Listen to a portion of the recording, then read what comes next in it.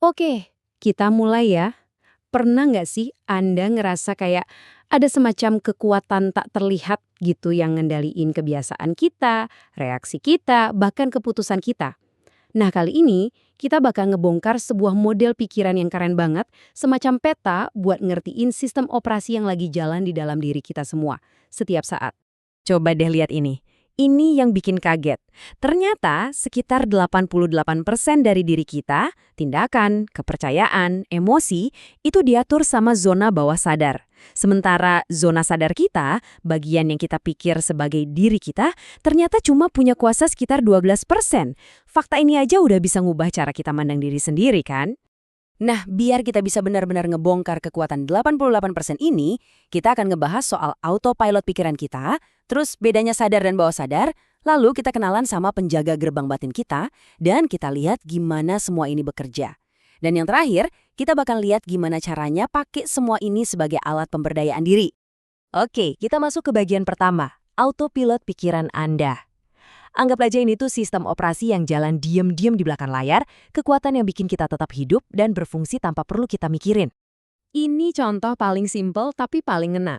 Coba deh, sebelum saya ngomong ini, Anda sadar nggak sama detak jantung Anda? Kemungkinan besar enggak kan? Tapi jantung Anda tetap mompa, sel-sel Anda kerja, Anda tetap nafas, bahkan pas lagi nyetir atau ngobrol.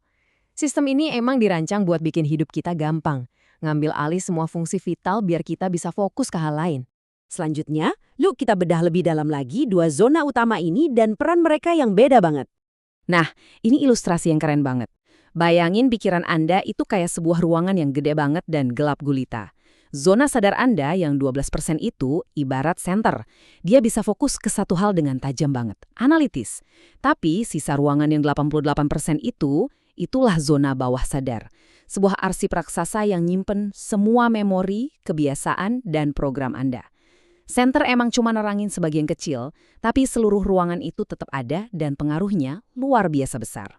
Sekarang, di antara zona sadar yang kayak center tadi dan zona bawah sadar yang kayak arsip, ada satu komponen ketiga yang pentingnya bukan main.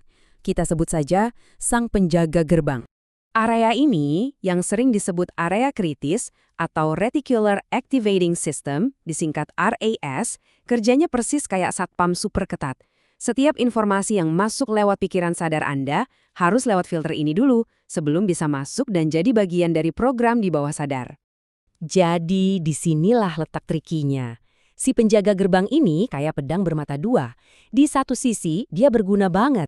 Dia ngelindungin kita biar nggak gampang berubah setiap kali dengar ide baru. Coba bayangin betapa kacaunya kalau kepribadian kita ganti tiap 5 menit.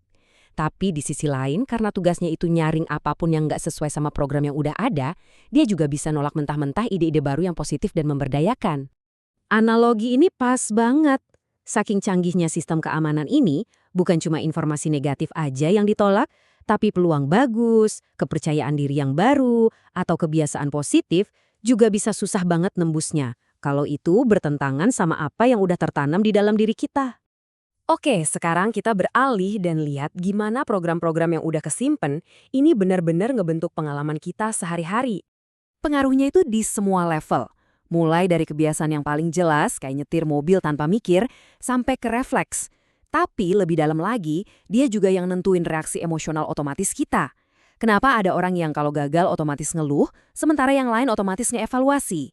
Ya, itu program bawah sadar. Bahkan cara kita ngomong dan vibrasi atau aura yang dirasain orang lain dari kita, itu juga sumbernya dari sini. Dan ini dia kuncinya. Kalau Anda pengen tahu apa sih isi program di bawah sadar Anda, perhatiin emosi Anda. Perasaan itu adalah bahasa yang dipakai si 88% buat ngobrol sama si 12% yang sadar. Jadi, lain kali Anda ngerasain emosi yang kuat dan berulang-ulang, coba deh tanya ke diri sendiri, ini pesan apa ya yang lagi coba dikirim sama 88% diri gue?